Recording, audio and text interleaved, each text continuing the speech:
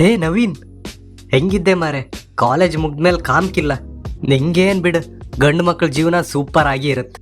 ಬೆಂಗಳೂರಂಗೆ ಕೆಲಸ, ಇಷ್ಟ ಬಂದಿದ್ದನ್ನು ಮಾಡ್ಕೊಂಡು ಫ್ರೆಂಡ್ಸ್, ಹುಡುಗಿರು, ಪಾರ್ಟಿ, ಪಬ್ ಎಂತ ಬೇಕಾದ್ರೂ ಮಾಡ್ಲಕ್.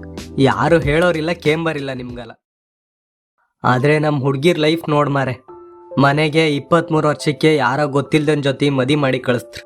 ಇಷ್ಟನೋ ಕಷ್ಟನೋ ಜೀವಮಾನ್ ಪೂರ್ತಿ ಅವ್ನು ಹೇಳ್ದಂಗೆ ಕೇಳ್ಕೊಂಡು ಬಿದ್ದಿರ್ಬೇಕು. ನಮಗೆ ಸ್ವಲ್ಪನೂ ಫ್ರೀಡಮ್ಮೇ ಇಲ್ಲ. ನಾನು ಹುಡುಗ ಆಗಿ ಹುಟ್ಟಬೇಕಿತ್ತು. ನಿಮ್ಮ ಲೈಫ್ ಕಲರ್ಫುಲ್ ಆಗಿ ಎಷ್ಟು ಚಂದ ಇತ್ತು. ನಮ್ಮ ಲೈಫ್ ತುಂಬ ಕಷ್ಟ ಮಾರಾಯ. ಯಾರಿಗೆ ಹೇಳು ಸಾಯ್ಲಿ? ಯಾವ ಬೋಳಿ ಮಗ ಹೇಳ್ದ? Wake up to reality.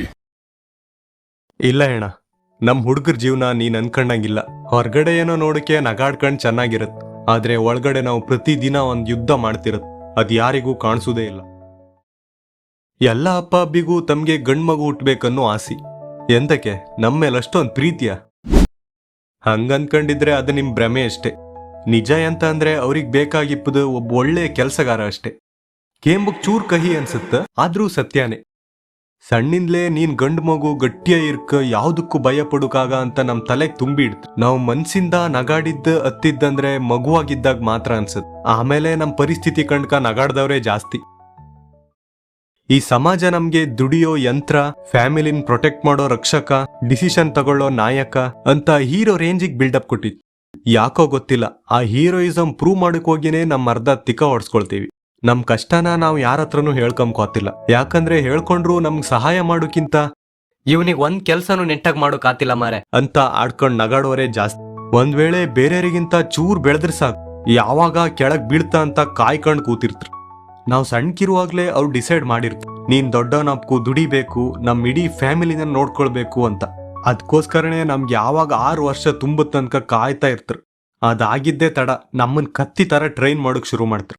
15ರಿಂದ 20 ವರ್ಷ ಸ್ಕೂಲು, ಕಾಲೇಜ್, ಟ್ಯೂಷನ್ ಅಂತ ಓದಿದ್ಮೇಲೆ ಕೆಲ್ಸ ಸಿಕ್ಕಿದ್ಮೇಲಾದ್ರೂ ನೆಮ್ಮದಿಯಾಗಿರ್ಲಕ್ಕನ್ನೋ ಒಂದು ಸಣ್ಣ ಆಸೆಯಿಂದ ಕೆಲ್ಸ ಹುಡ್ಕ ಸಿಟಿಗೆ ಹೋದ.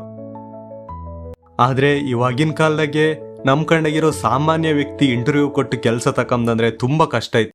ಯಾರೋ ದೊಡ್ಡ ವ್ಯಕ್ತಿಗಳಿಗೆ ಬಕೆಟ್ ಹಿಡ್ದು ಅವ್ರ ಶೂ ನೆಗ್ದಾನಿಗೆ ಮಾತ್ರ ಕೆಲ್ಸ ಸಿಗೋ ಚಾನ್ಸಸ್ ಜಾಸ್ತಿ ಇರುತ್ತೆ.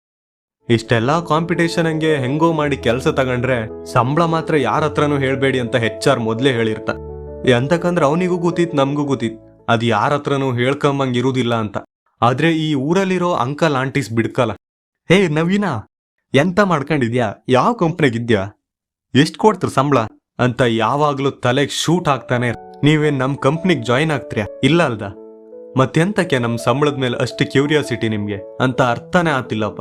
ದುಡ್ಡು ಗಿಡ್ ಎಂತರು ಬೇಕಾದ್ರೆ ಕೇಳಿ, ಸಾಲ ಮಾಡಿ ಆದ್ರೂ ಕೊಡ್ತೆ. ಆದ್ರೆ ಪದೇ ಪದೇ ಎಲ್ರ ಎದುರಿಗೆ ಸಂಬಳ ಎಷ್ಟು ಕೇಂದ್ರ ಟಾರ್ಚರ್ ಮಾಡ್ಬೇಡಿ.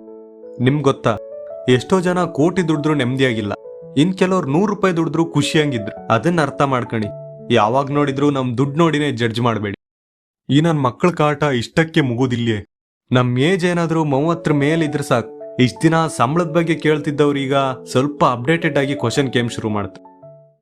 ಏನಪ್ಪಾ ನವೀನ, 30 ವರ್ಷ ಆಯ್ತಲ್ಲ ಮಾರೆ, ಇನ್ನೂ ಸೆಟ್ಲ ಇಲ್ಲ? ಮದಿ ಇದು ಆತಿಲ್ಯಾನ?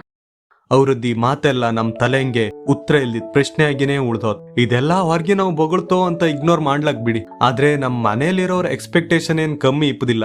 ಮನಿಗೆ ಮಗ ಅಂದ್ಮೇಲೆ ನಮ್ ಅಕ್ಕ ತಂಗಿಯರು ಓದು, ಅವ್ರ ಮದಿ ಖರ್ಚು, ಅಪ್ಪ ಅಮ್ಮನ್ ರಿಟೈರ್ಮೆಂಟ್ ಇದೆಲ್ಲ ನಮ್ ತಲೆ ಮೇಲೆ ಇರುತ್ತೆ. ನಮ್ ಕನ್ಸುಗಳನ್ನೆಲ್ಲ ಬಲಿ ಕೊಟ್ಕೊಂಡು ಕೇವಲ ಇದಕ್ ಮಾತ್ರ ದುಡಿ. ಒಂದ್ ವೇಳೆ ನೀನ್ ಇದೆಲ್ಲ ಮಾಡಿಲ್ಲ ಅಂದ್ರೆ ಹೊರ್ಗಿನಾರಲ್ಲ, ನಮ್ ಮನೆಗಿರೋರೆ ನಮ್ಮ ನಾಯ್ಕಿಂತ ಕಡಿಮೆ ಮಾಡಿ ಕಾಂತ. ಅವ್ರದ್ದು ಆಸೆ ಈಡೇರ್ಸುಕಂತಾನೆ ಒಂದಿಷ್ಟು ಕಡೆ ಲೋನ್ ಮಾಡ್ಕೊಂಡಿರತ್. ಆ ಲೋನ್ ತೀರ್ಸ್ತಾ ನಮ್ ಅರ್ಧ ಜೀವನನೇ ಮುಗ್ದೋದ್. ಬಂದ್ ಸ್ಯಾಲ್ರಿ ಎಲ್ಲ EMI ಕಟ್ಟುಕ್ ಸಾಕೈದೆ. ಕೊನೆಗೆ ಫ್ರೆಂಡ್ಸ್ ಹತ್ರ ಸಾಲ ಮಾಡಿ ಅವನಿಗೂ ಕರೆಕ್ಟ್ ಟೈಮಿಗೆ ದುಡ್ಡು ಕೊಡೋಕೈದೆ. ನಮ್ ಫ್ರೆಂಡ್ಶಿಪ್ ಸ್ಟೇಟಸ್ ಕೂಡ ಕಿತ್ಕೊಂಡು ಹೋಗಿರತ್. ಸೊಸೈಟಿ ಪ್ರಕಾರ ನೀನ್ ಗಂಡ್ಸಾದ್ರೆ ಇದೆಲ್ಲ ಮಾಡ್ಲೇಬೇಕು ಅನ್ನೋ ರೂಲ್ಸ್ ಇತ್ತು. ಇದನ್ನೆಲ್ಲ ಮಾಡದೆ ಹೋದ್ರೆ ನೀನ್ ಗಂಡ್ಸೇ ಅಲ್ಲ ಅಂತ ಡಿಸೈಡ್ ಮಾಡಿಬಿಡ್ತಾರೆ.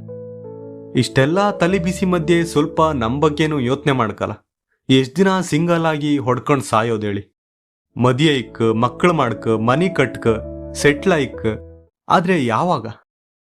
ನಾವ್ ಇಷ್ಟಪಟ್ಟ ಹುಡ್ಗಿ ನಮ್ಗೆ ಸಿಗೋದಿಲ್ಲ. ನಾವು ಮದ್ವೆ ಆಗೋ ಹುಡ್ಗಿ ನಮ್ಗೆ ಇಷ್ಟ ಆತಲ್ಲ. ಯಾಕಂದ್ರೆ ಯಾರ್ ಮದಿ ಐಕ್ಕಂದಳಿ ನಮ್ಮ ಅಪ್ಪ ಅಮ್ಮ ಮತ್ತೆ ರಿಲೇಟಿವ್ಸೇ ಡಿಸೈಡ್ ಮಾಡಿರ್ತಾರೆ. ನಮ್ ಇಷ್ಟಕ್ಕಿಂತ ಹೆಚ್ಚಾಯ ಅವರಿಗೆ ಸ್ಟೇಟಸ್, ಜಾತಿ, ಕುಲ, ಗೋತ್ರ ಅಂತ ಅವ್ರದ್ ಬೇರೆನೆ ಲೆಕ್ಕಾಚಾರ ಇರುತ್ತೆ. ಇನ್ನು ಅದೆಷ್ಟು ದಿನ ಜಾತಿ ಅಂತ ಸಾಯ್ತ್ರ ಗೊತ್ತಿಲ್ಲ. ಸಾಯ್ಲಿ ಬಿಡಿ. ಮದುವೆಯಾದ್ಮೇಲಾದ್ರೂ ನೆಮ್ಮದಿಯಾಗಿರ್ಲಕ್ ಅನ್ಕಂಡ್ರೆ ನಮ್ಮ ಹೆಂಡತಿ ಆಸೆಗಳು ಬೆಟ್ಟದಷ್ಟಿರುತ್ತೆ. ಅವಳ ಆಸೆ ಈಡೇರಿಸಿ ಪ್ರಾಪರ್ಟಿ ತಗೊಂಡು ದುಡ್ದಿದ್ದ ದುಡ್ಡನ್ನೆಲ್ಲ ಹೆಂಡತಿ ಮಕ್ಕಳಿಗೆ ಕೊಟ್ಟು ಅವ್ರನ್ನ ಚೆನ್ನಾಗಿ ನೋಡ್ಕೊಂಡು ಬೇರೆ ಅಂತ ಆಪ್ಷನ್ ಇಲ್ಲ ನಮ್ಗೆ. ನಮ್ ಜೀವನ ಪೂರ್ತಿ ಬೇರೆಯವ್ರ ಸಂತೋಷಕ್ಕಾಗಿಯೇ ಬದುಕ್ಬೇಕು. ಒಂದ್ ವೇಳೆ ಹೆಂಡತಿನ ಚೆನ್ನಾಗಿ ನೋಡ್ಕೊಂಡ್ಲಿಲ್ಲ ಅಂದ್ರೆ ಅವಳು ಹೇಗಳಿಕ್ ನಮ್ಗೆ ಡೈವರ್ಸ್ ಕೊಟ್ಟಿಕ್ಕಿ ಓಡಿ ಹೋತ್ಲನ್ನೋ ಕ್ಲಾರಿಟಿ ಕೂಡ ನಮ್ಗೆ ಇಪ್ಪದಿಲ್ಲ. ನಮ್ ಕಷ್ಟ ಯಾರ ಕಣ್ಣಿಗೂ ಕಾಣಿಸಲ್ಲ ಮಗ. ಚಿಕ್ಕ ವಯಸ್ಸಂಗೆ ನಾನೊಬ್ಬ engineer hike, doctor hike, business man hike ಅಂತ ಅನ್ಕೊಂಡಿರೋದು. ಆದ್ರೆ ಎಲ್ರು ಡಾಕ್ಟರ್ ಆದ್ರೆ ಪೇಷಂಟ್ ಯಾರಾದ?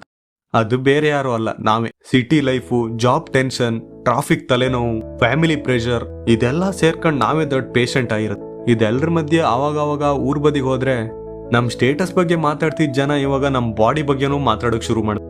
ಹೇ ನೋಡ ಅವನ ನಮ್ ನವೀನ ಅಲ್ದನ, ಊರಿನ ಹೋಪತಿಗೆ ಎಷ್ಟ್ ಚಂದ ಇದ್ದಿತ್ತ ಗಂಡ. ಅಲ್ಲಿ ಹೋಗಿ ಯಾರ ಜೊತೆನೋ ಸೇರ್ಕೊಂಡು ಕೆಟ್ಟ ಚಟ ಎಲ್ಲ ಕಲ್ತ್ಕೊಂಡು ಹೆಂಗ್ ಒಣಗೋಯ್ದ ನೋಡವ.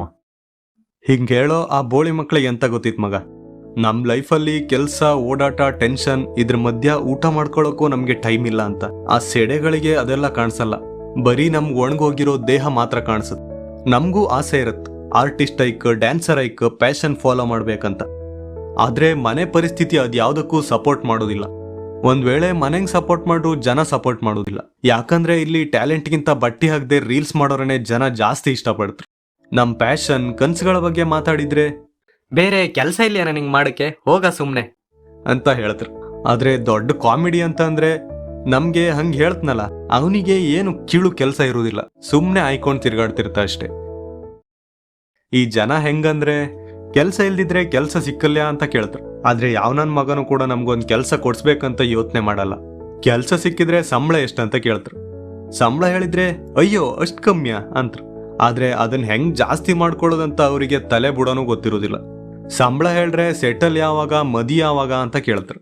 ಆದ್ರೆ ಆ ಪ್ರಶ್ನೆ ಕೇಮನ್ ಸಂಸಾರನೇ ಹರಿದು ಊರ್ ಬಾಗ್ಲಾಗಿರುತ್ತೆ. ಮದಿ ಆದ್ರೆ ಮಕ್ಕಳೇ ಯಾವಾಗ ಕೇಂದ್ರ. ಇದಕ್ಕೆ ಅವ್ರ ಅವಶ್ಯಕತೆ ನಮ್ಗಿಲ್ಲ ಬಿಡಿ. ಜನ ನಮ್ಗೆ ಸಹಾಯ ಮಾಡೋದಿಲ್ಲ, ಆದ್ರೆ ಬಿಟ್ಟಿ ಉಪದೇಶ ಮಾತ್ರ ಬೇಡ ಅಂದ್ರೂ ಕೊಡ್ತಿರ್ತಾರೆ. ಹೆಂಗ್ ಮಾಡಿದ್ರೆ ಹಂಗ್ ಮಾಡಂತ್ರ, ಹಂಗ್ ಮಾಡಿದ್ರೆ ಮತ್ತೊಂದ್ ತರ ಮಾಡಂತ್ರ. ಅವ್ರು ಹೇಳ್ದಂಗೆಲ್ಲ ಮಾಡಿ ನಮ್ ಲೈಫ್ ಏನಾದ್ರೂ ಹೊಗೆ ಹಾಕ್ಸ್ಕೊಂಡ್ರೆ ಅಯ್ಯೋ ಅದನ್ನೆಂತಕ್ ಮಾಡೋಕೋದೆ ಮರೆ ಅಂತ ಮತ್ತೆ ನಮ್ಗೆ ಹೇಳ್ತಾರೆ. ಎಲ್ಲಿ ತನಕ ನಾವು ಅವರಿಗೆ ತಿರ್ಗಿ ಮಾತಾಡೋದಿಲ್ಯೋ ಅಲ್ಲಿ ತನಕ ನಮ್ ಲೈಫನ್ನ ಅವರೇ ರೂಲ್ ಮಾಡ್ತಿರ್ತಾರೆ. ನಮ್ ಬದುಕಿನ ಬಗ್ಗೆ ನಾವು ಯೋಚನೆ ಮಾಡೋದ್ಕಿಂತ ಜಾಸ್ತಿ ಅವರೇ ಯೋಚನೆ ಮಾಡಿ ನಮ್ಮನ್ನ ಎಲ್ಲಿಗ್ ಬೇಕೋ ಅಲ್ಲಿಗೆ ತಳ್ಳಿ ಬಿಡ್ತಾರೆ. ಕೊನೆಗೆ ಅವ್ರ ಮಾತೆಲ್ಲ ಕೇಳಿ ಸೋತ್ ಬಿದ್ರೆ ಯಾವನು ನಮ್ ಜೊತೆ ನಿಲ್ಲಲ್ಲ. ನಮ್ಗೆ ಅಪ್ಪ, ಅಮ್ಮ, ಫ್ರೆಂಡ್ಸ್ ಎಲ್ಲ ಇದ್ರು ಅವ್ರನ್ನೆಲ್ಲ ಬಿಟ್ಟು ಕೇವಲ ಕನ್ಸುಗಳ ಹಿಂದೆ ಓಡಿ ನಮ್ ಸ್ವಂತ ಮನೆಗೆ ನಾವು ಗೆಸ್ಟ್ ಆಗಿರ್ತೀವಿ. ಎಲ್ಲೋ ಬಾಡಿಗೆ ಮನೆಗೆ ಹೋಗಿ ಅದನ್ನೇ ನಮ್ ಸ್ವಂತ ಮನೆ ಅಂದ್ಕೊಂಡು ಯಾರೋ ಗೊತ್ತಿಲ್ಲವ್ರ ಜೊತೆ ಜೀವನ ನಡೆಸ್ತಿರ್ತೀವಿ. ಸುತ್ತಲೂ 100 ಜನ ಇದ್ರು ಯಾರು ನಮ್ಮವ್ರಲ್ಲ. ಹಿಂಗೆ ನಮ್ ಬದುಕು ಒಂಟಿಯಾಗಿನೇ ಸಾಕ್ತಿರತ್. ಅವಾಗವಾಗ ಮನೆಯಲ್ಲಿ ಹಬ್ಬಕ್ ನಮ್ಮನ್ನ ನೆನ್ಪು ಮಾಡ್ಕೊಂಡು ಬಾ ಅಂತ ಕರೀತ್ರು. ಆದ್ರೆ ಅಲ್ಲಿ ಪ್ರೀತಿಯಿಂದ ಕರೆಯೋದಕ್ಕಿಂತ ನಾವು ಮನೆಗೆ ಎಂತ ಗಿಫ್ಟ್ ತಗೊಂಡೋತ್ತಂತ ಕಾಯ್ತಾ ಕೂತಿರೋರೇ ಹೆಚ್ಚು. ಇಷ್ಟೆಲ್ಲ ಟೆನ್ಷನ್ ಹಂಗೆ ಮೈಂಡ್ ರಿಲ್ಯಾಕ್ಸ್ ಆಗಲಿ ಅಂತ ಸ್ವಲ್ಪ ಇನ್ಸ್ಟಾಗ್ರಾಮ್ ಓಪನ್ ಮಾಡಿದ್ರೆ ಅಲ್ಲಿ ನಮ್ ಲೈಫಲ್ಲಿ ಎಂತ ಆತಿತ್ತು ಎಕ್ಸಾಕ್ಟ್ ಸೇಮ್ ಕಂಟೆಂಟ್ ಬರುತ್ತೆ. ಆಗ ರಿಲ್ಯಾಕ್ಸ್ ಆಗೋದಕ್ಕಿಂತ ನಮ್ದು ಒಂದ್ ಲೈಫಾ ಅಂತ ಟೆನ್ಷನ್ ಜಾಸ್ತಿ ಆತ್. ಅದನ್ನ ನೋಡಿದ್ರೆ ನಮ್ ಲೈಫ್ ಇನ್ಸ್ಪೈರ್ ಆತಿಲ್ಲ, ನಾವೇ ಬೇಗ ಎಕ್ಸ್ಪೈರ್ ಆಗತ್ತೆ. ನಾವ್ ಎಂತದೇ ಹಾರ್ಡ್ ವರ್ಕ್ ಮಾಡಿ ಕೆಲಸ ಮಾಡ್ರು ಕೆಲವು ಸೆಡೆ ನನ್ ಮಕ್ಕಳು ನಮ್ಮನ್ನ ಬೇರೆಯವ್ರ ಜೊತೆ ಕಂಪೇರ್ ಮಾಡಿ ಮಾತಾಡೋದು ಬಿಡುದಿಲ್ಲ. ಅವರೆಲ್ಲ ಒಂದ್ ವಿಷಯ ಅರ್ಥ ಮಾಡ್ಕೊಂಡ್ಕ ಯಾರು ಕಾಪಿ ಮಾಡಿ ಬದುಕೋಕಾತಿಲ್ಲ. 100 ರೂಪಾಯಿ ದುಡುವನಿಗೆ ಒಂಥರ ಸಮಸ್ಯೆ ಇದ್ರೆ 1 ಲಕ್ಷ ದುಡುವನಿಗೆ 1 ಕೋಟಿ ಸಮಸ್ಯೆ ಇರುತ್ತೆ. ಅವ್ರ ಲೈಫಲ್ಲಿರೋ ಕಷ್ಟನೇ ಬೇರೆ, ನಮ್ ಲೈಫಲ್ಲಿರೋ ಕಷ್ಟನೇ ಬೇರೆ. ದಯವಿಟ್ಟು ಕಂಪೇರ್ ಮಾಡಬೇಡಿ. ಇದು ನಾವು ಬರ್ದಿರೋ ಸ್ಕ್ರಿಪ್ಟ್ ಅಲ್ದೆ, ದೇವ್ರು ನಮ್ಮೆಲ್ಲರಿಗಾಗಿ ಬರ್ದಿರೋ ಸ್ಕ್ರಿಪ್ಟ್. ಆಲ್ಮೋಸ್ಟ್ ಎಲ್ಲ ಗಂಡ್ ಮಕ್ಳ ಸ್ಕ್ರಿಪ್ಟು ಇದೇ ತರ ಇರುತ್ತೆ. ಆದ್ರೆ ಅಲ್ಲಿರೋ ಹೀರೋಗಳು ಮಾತ್ರ ಬೇರೆ. ನಮ್ಗೆ ಹೆಚ್ಚ ಎಂತ ಆಸೆ ಇಬ್ದಿಲ್ಲ. ನಾವು ಖುಷಿಯಿಂದ ಮಾಡುವ ಒಂದ್ ಕೆಲ್ಸ, ಕಷ್ಟ ಅಂದಾಗ ಬೆನ್ನಿಗೆ ನಿಲ್ಲೋ ಫ್ರೆಂಡ್ಸು, ನಮ್ಮನ್ನು ಯಾವತ್ತೂ ಕೈ ಬಿಡದ ಒಂದ್ ಹುಡುಗಿ, ಸುತ್ತಾಡೋಕ್ ಒಂದ್ ಗಾಡಿ. ಮೇಯ್ನ್ ಆಗಿ ನಮ್ಮ ಹತ್ರ ದುಡ್ಡಿಲ್ಲ ಅಂದ್ರೂ ನಮ್ಮನ್ನ ಪ್ರೀತಿ ಮಾಡೋ ಪೇರೆಂಟ್ಸ್. ಇದು ಎಲ್ರಿಗೂ ಸಿಗಲ್ಲ. ನಮ್ ಜೀವನ ಪೂರ್ತಿ ಡ್ಯೂಟಿ, ಜವಾಬ್ದಾರಿ, ಲೋನ್ಗಳು, ಸಂಬಳದ ಸುತ್ತಲೇ ಸುತ್ತಾ ಇರತ್ತೆ. ನಮ್ ಇಷ್ಟದ ಕೆಲ್ಸ, ನಮ್ ಕನ್ಸು ಇದನ್ನೆಲ್ಲ ಯಾವತ್ತೋ ಮರ್ತ್ ಬಿಟ್ಟಿರತ್ತೆ. ನಾನ್ ಯಾರು ಎಂತ ಮಾಡ್ತಿದ್ದೆ ಅಂತ ಕೇಳ್ಕೊಂಡ್ರೆ ನಮ್ಮ ಹತ್ರ ಉತ್ತರ ಇಲ್ಲ. ಮಾಡ್ತಿರೋ ಕೆಲಸ ಕಳ್ಕೊಂಡ್ರೆ ನಮ್ ಲೈಫ್ ಮುಂದೆ ಎಂತ ಆಗ್ತೋ ಅನ್ನೋ ಭಯ ಶುರುವಾತ್. ಆಮೇಲೆ ನನ್ನನ್ನ, ನಮ್ ಫ್ಯಾಮಿಲಿನ ಯಾರು ಸಪೋರ್ಟ್ ಮಾಡ್ತಾರ ಅನ್ನೋ ಪ್ರಶ್ನೆಗಳು ರಾತ್ರಿ ನಮ್ಮನ್ನ ನಿದ್ದೆ ಮಾಡೋದಕ್ಕೂ ಬಿಡುವುದಿಲ್ಲ. 1 ನಿಮಿಷ ತಡಿ ಮಗ, ಕೊನೆಗೊಂದ್ ಮಾತು ಹೇಳ್ತೆ. ನಿಂಗ್ ಬುದ್ಧಿ ಹೇಳೋಷ್ಟು ದೊಡ್ಡನಲ್ಲ, ಆದ್ರೂ ಹೇಳ್ತೆ ಕೇಳಿಸ್ಕೊ. 25 ವರ್ಷದಿಂದ 40 ವರ್ಷದವರೆಗೆ ಅದು ಎಷ್ಟಾಗುತ್ತೋ ಅಷ್ಟು ಕಷ್ಟಪಟ್ಟು ದುಡಿ, ದುಡ್ಡು ಉಳ್ಸ, ಇನ್ವೆಸ್ಟ್ ಮಾಡು. ಆವಾಗ್ಲೇ ಒಂದ್ ಪ್ಲಾನ್ ಮಾಡ್ಕೊ. ಎಂತ ಅಂದ್ರೆ ಮುಂದಿನ 40 ವರ್ಷದಿಂದ 80 ವರ್ಷದವರೆಗೆ ನಂಗೆ ಎಂಥ ಕಷ್ಟ ಬಂದ್ರು ನಾನು ಒಬ್ಬನೇ ಫೇಸ್ ಮಾಡ್ ಯಾವನ್ ಮುಂದೆನೂ ಕೈ ಚಾಚೋಕಾಗ ಅಂತ. ವಯಸ್ಸಾದ್ಮೇಲೆ ನನ್ನ ಮಕ್ಕಳು ನೋಡ್ಕಂತ್ರಂತ ಅವ್ರ ಮೇಲೆ ಯಾವತ್ತೂ ಡಿಪೆಂಡ್ ಆಗ್ಬೇಡ. ಯಾಕಂದ್ರೆ ಮಕ್ಕಳನ್ನ ನೀನು ಇಷ್ಟಪಟ್ಟು ಮಾಡಿದ್ದೆ ಹೊರತು ಅವ್ರು ಈ ಭೂಮಿಗೆ ನೀನು ನೋಡ್ಕೊಳಕ್ ಬರೋ ಕೂಲಿ ಕೆಲಸದಾರಲ್ಲ. ಒಂದು ಮಗುನ ಹುಡ್ಸೋ ಶಕ್ತಿ ನಿಂಗಿದ್ಮೇಲೆ ಅದನ್ನ ಬೆಳೆಸೋ ಜವಾಬ್ದಾರಿ ಕೂಡ ನಿಂದೆ. ನಿಂಗೆ ಮಕ್ಕಳಂದ್ರೆ ನಿಜವಾಗಿ ಇಷ್ಟ ಇದ್ರೆ ಮಾತ್ರ ಮಾಡ್ಕೊ. ಸುಮ್ಮನೆ ಜೋಶಲ್ಲಿ 3-4 ಮಕ್ಕಳನ್ನ ಮಾಡ್ಕೊಂಡು ಸುಮ್ಮನೆ ನಿನ್ನ ಲೈಫು ಮತ್ತು ನಿನ್ನ ಮಕ್ಕಳ ಲೈಫನ್ನು ಹಾಳು ಮಾಡಬೇಡ.